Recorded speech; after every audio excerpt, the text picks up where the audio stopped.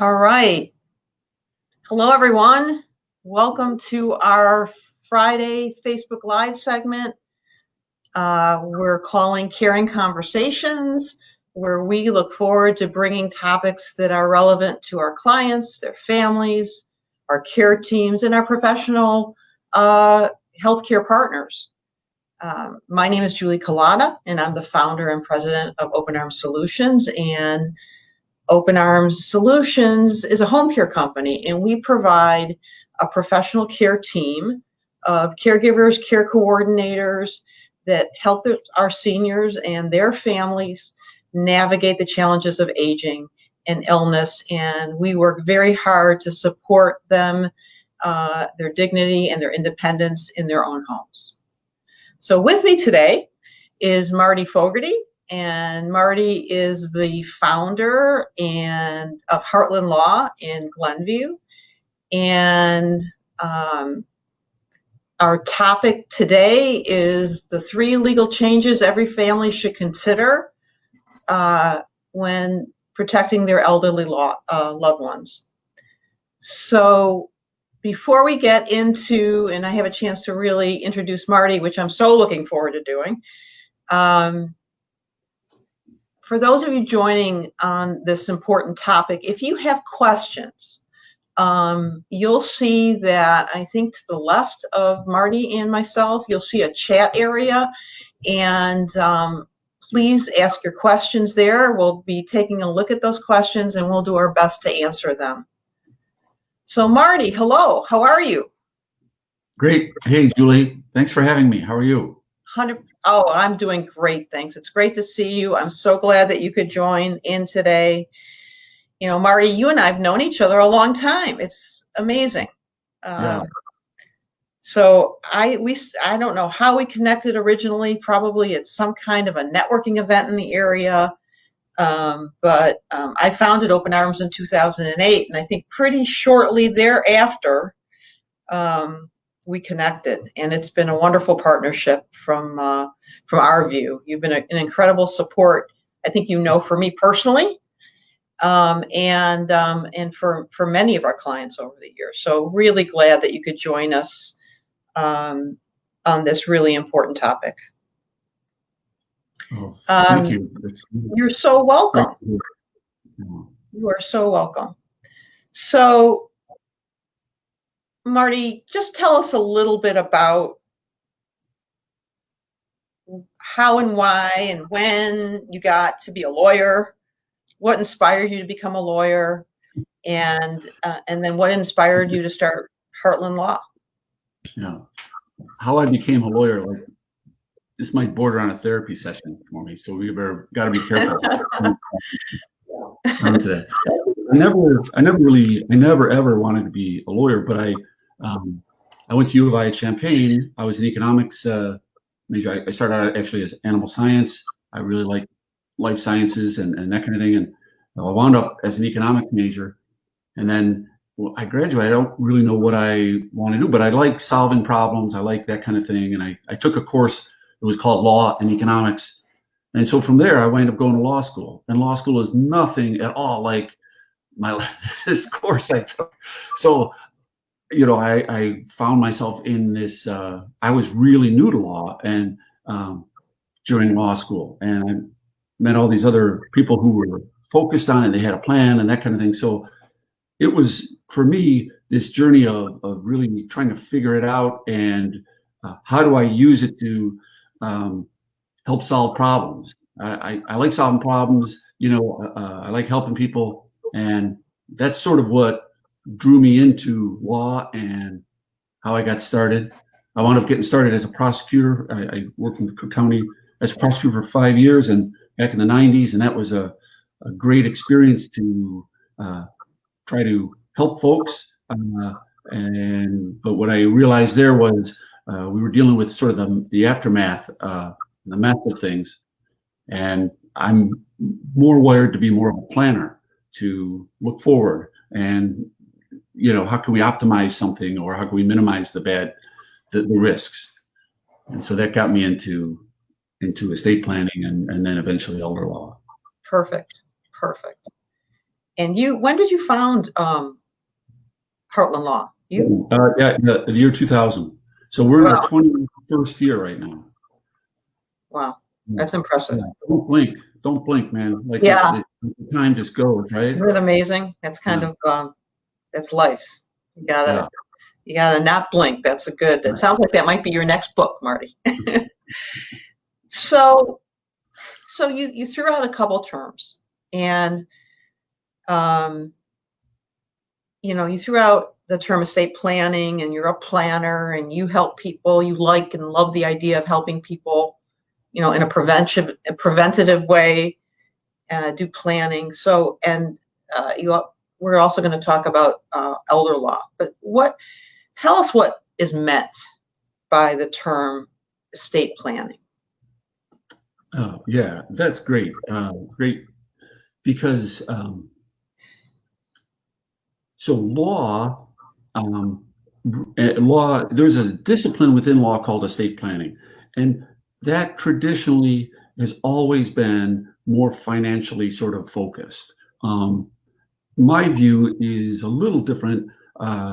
It certainly encompasses that. Let me describe it this way: so we go through life, and life is basically a series of chapters. And in every chapter, there's sort of different challenges and complexities or risks that we might face.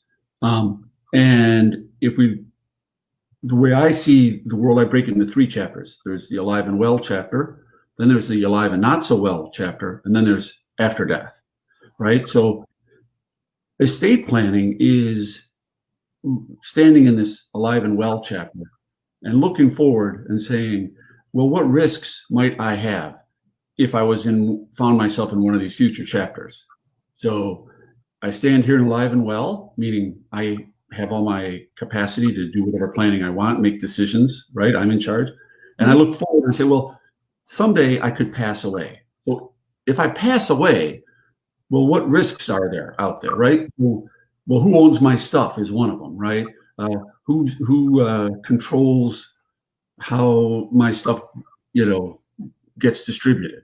I can use certain legal documents so that my wishes about where my stuff goes gets honored, and that's called estate planning.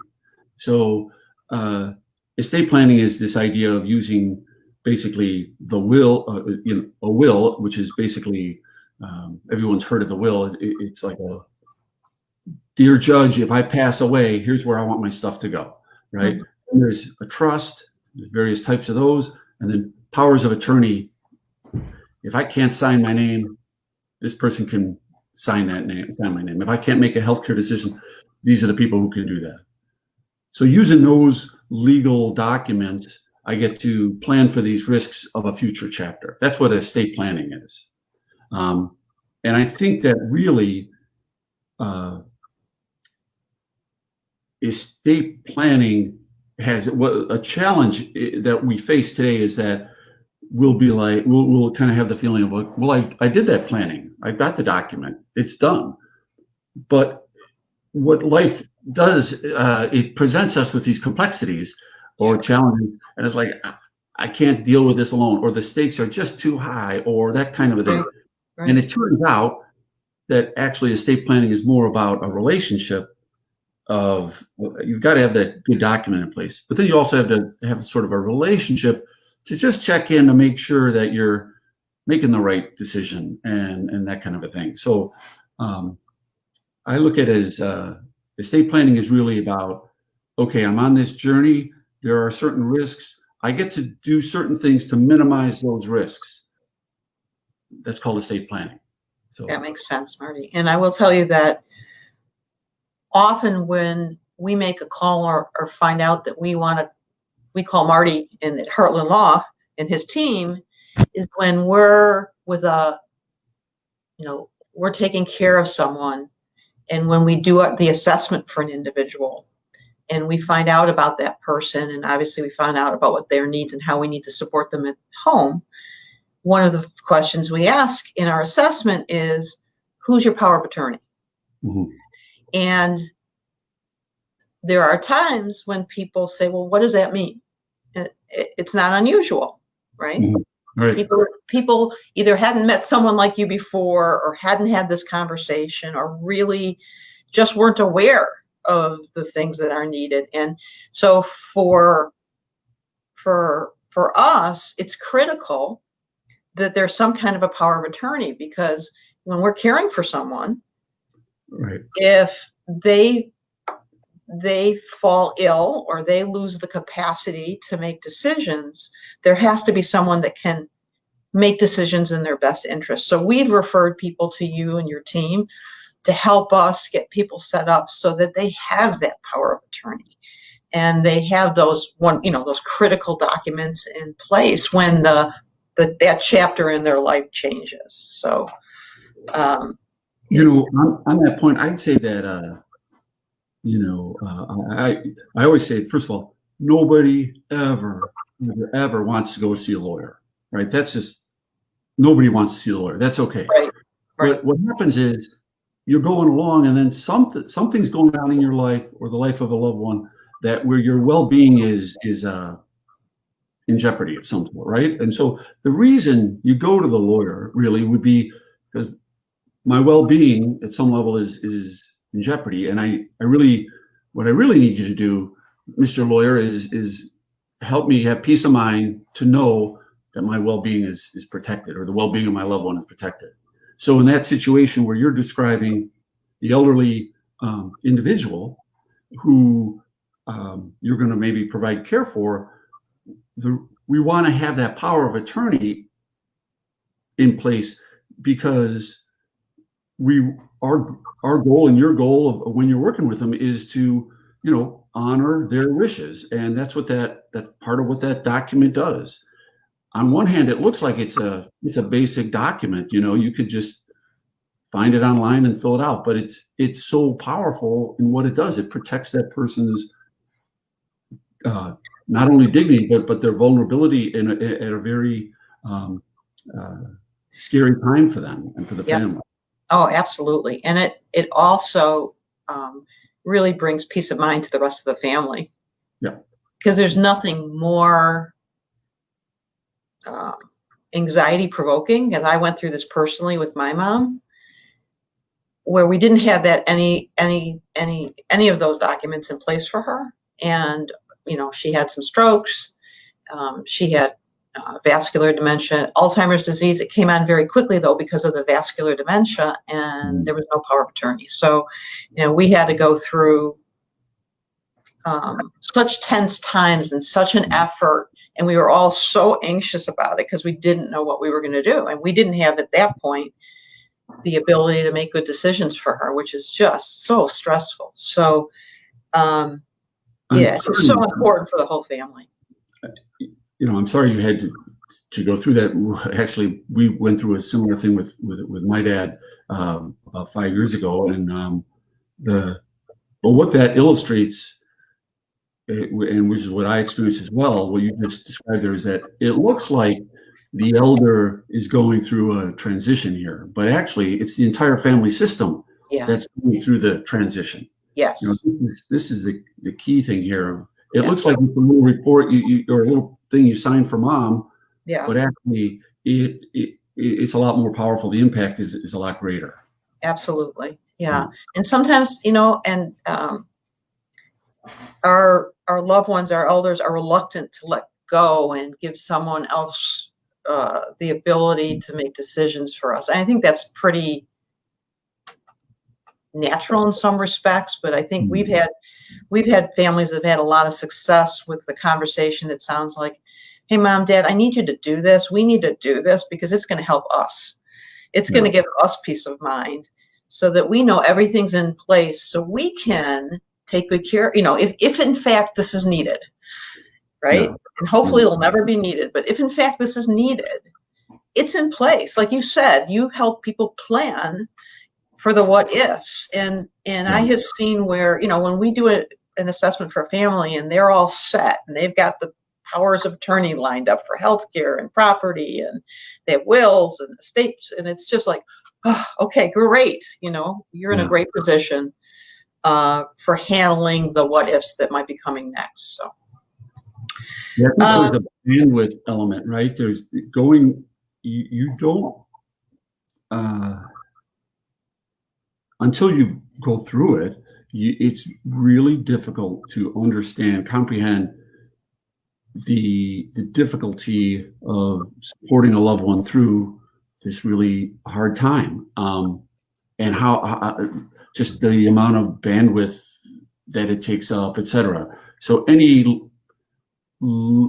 in the end, really, when our parents or loved ones are passing away, the best thing we can be doing is honoring their wishes. I mean, that's what we have left, is to honor what they valued, what they taught us, what they wanted to have happen. And, Yeah. and so that's the other part about what these documents are doing. They're documents that are really just representations of plans and wishes and values. Absolutely. Yeah. Well said. So, you talked about estate planning.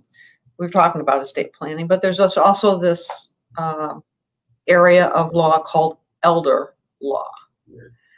So can you explain the difference? What is elder law and kind of the difference between elder law and estate planning? Because I know a lot of people ask that, and it'd be great for you to clarify. Yeah, that's a great question, because let's go back to my model that there's 3 chapters in life. There's alive and well, then there's alive and not so well, and then after death. And so we're alive and well, we become an adult, and I should do an adult thing here, like get a will, powers of attorney, maybe a trust if I own a house, etc. Okay, now I'm pretty well set and I'm going on with my life.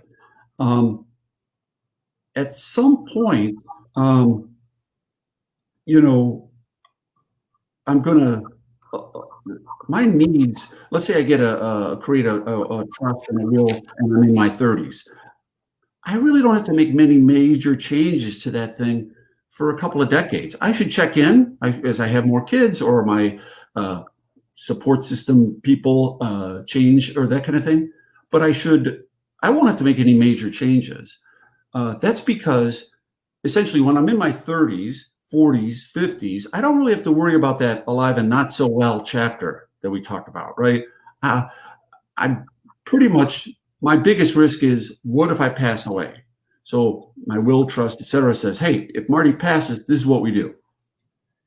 It also says, if he gets hit on the head and he can't make a decision for himself, then here are the folks that are going to take care of that for him. But it doesn't, but the real risks of the alive and not so well chapter are not really present in my life, so they're not part of my plan. What happens is that as you go through life and we approach the normal chapter of elder chapter of life, some people, we're going to go through that chapter in really more of an elder frailty kind of a way, and we may face a memory or a mobility issue. We may have to have a change in living circumstances. We may have to bring folks in. We may have to have a caregiver who's a family member. We may need to move to a facility. We may need nursing care, right? And so any of those, as those sort of risks show themselves in our lifetime as we're going towards them, that's when we realize this plan that I've created, which has been a great plan, my revocable living trust and my will and my powers, it's great for my biggest risk, which is if I die. But now what's happening is, yeah, I get I'm going to die, but I also now have this alive and not so well chapter that is coming up with a bunch of risks, like who will care for me? How am I going to pay for this? I don't want to have to spend on all my assets and bankrupt my wife, or spend on my assets and not have something to give to the next generation. Or I want to age in place. I want to age on my terms. I get I have this disease or condition, but I want to, these are new risks to our well-being that show up later in life. And all those sorts of things, that's what elder law is really about, is that space of that alive and not so well chapter. answering those questions. Gotcha. Yeah. So I know that in part of that conversation, I know that you help people with, your firm helps people with, is the topic comes up, you know, mom and dad only have so many assets. We want to make sure that they're cared for. And sometimes there's an opportunity to, for families to qualify for Medicaid benefits. And I think that's part of that same chapter you were just talking about, where something's changed, and we got to make sure there's enough assets for mom and dad. So I know your firm has helped, and we've referred to you, help people assess whether they can qualify for Medicaid, and how do they preserve the assets that are that they have, and what's allowed and what's not allowed. You do a lot of work with that, don't you, Marty? Yeah, absolutely. And there's so much confusion about that chapter, about that whole, Medicaid. Medicaid is nothing more than nursing home financial aid. Just like you got a kid going to college and you want to get some financial aid, that's what it is. It's just that sort of a program. And there are some really straightforward rules that are misunderstood. But here it is in a nutshell. If I'm in a situation where I'm going to need nursing care, I'm going to go to the nursing home, and I believe that I qualify for Medicaid, I'm going to go with the application, and the application will have 5 years worth of my bank statements, et cetera. Picture all that in a box. And we say, I'd like to apply for financial aid. There are tests that we have to pass and regarding income and assets. They're pretty straightforward. And essentially, though it's kind of like a tax return. You might be in the 20% tax bracket, but you never pay 20% tax because the IRS says, here's the rule, 20%. But then here's a deduction, here's an exemption. So you wind up paying less than the 20. And just like that with the Medicaid financial aid, when you go to apply for that, the rule might say, well, if you're married, you can have 2,000, your spouse can have 109. That's the rule. But then on top of that, there are other rules that allow you to have much more than that. What happens is the fear of, holy smokes, I'm going to need nursing home care. How am I going to pay 10 grand a month? It just blows our circuits. We get locked up in fear. It really helps to have someone, an expert, to help you understand the landscape you're in, help you understand this is the outcome. That actually the outcome's much better than the rule that you're hearing at the barbershop or from your friends who went through it. Getting clarity on this does a lot of good for the family system. So everyone knows, okay, this is where we're at. It's the uncertainty of that really makes it hard for people. Oh yeah, absolutely. So, it looks like we only have about 5 minutes left. And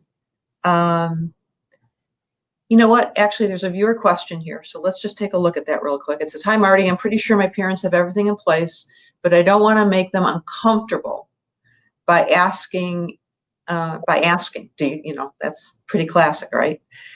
Any suggestions about how you have that conversation, or what do you say to your parents?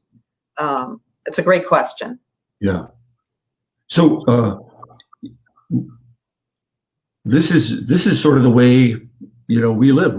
We're very independent. I don't tell my kids about the bills or about anything, and my parents didn't tell me that, and that's just the way we are. But at some point, we've got to have those conversations. And what I like about this question is, I think you said, she said, the question said something like, I don't want to make them feel uncomfortable about asking, right? There's this feeling like, I'm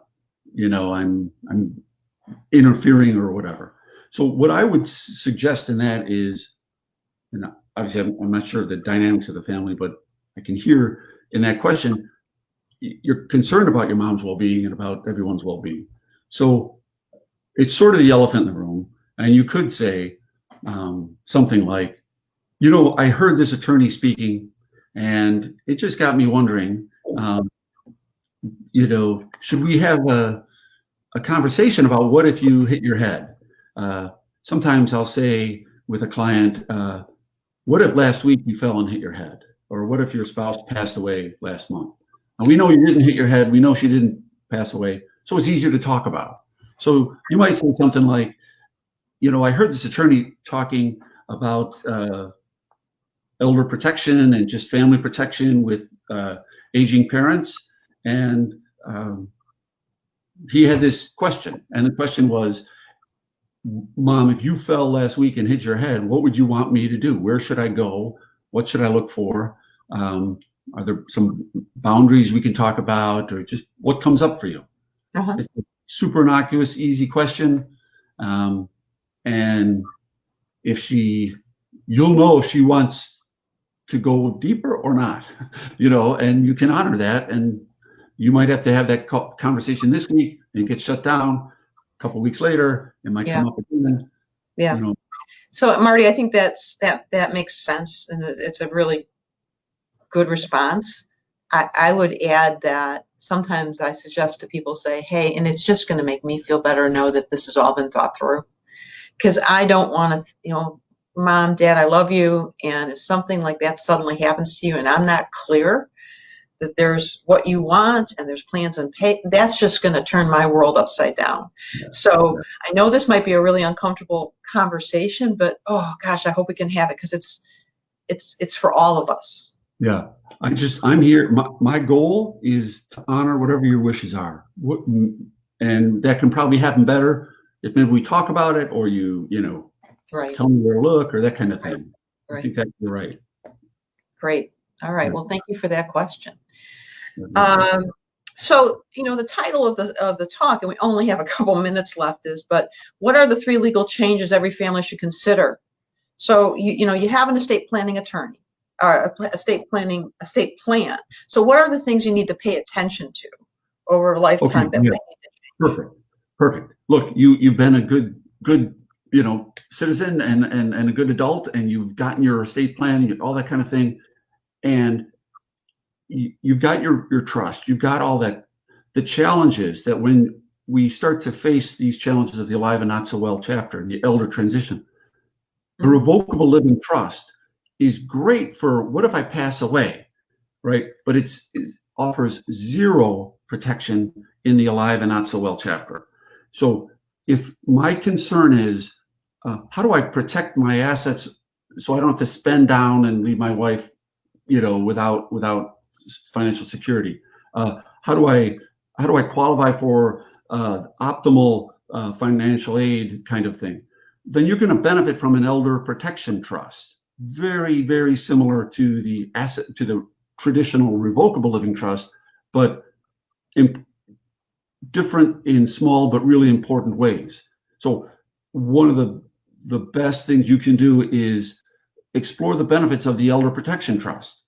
That's what I would say, first of all. Next would be, make sure your powers of attorney are up to date, and that they're not just statutory, the same powers of attorney you've always had. Because the elder chapter of alive and not so well, that kind of thing, we have different needs, different risks. Let's make sure our power of attorney for health and property are addressing those particular concerns in the elder chapter. Marty, thank you so much. I'm concerned, and I'm sorry to cut you off, but I want to make sure Sarah is helping us behind the scenes. I want to make sure your contact information is up.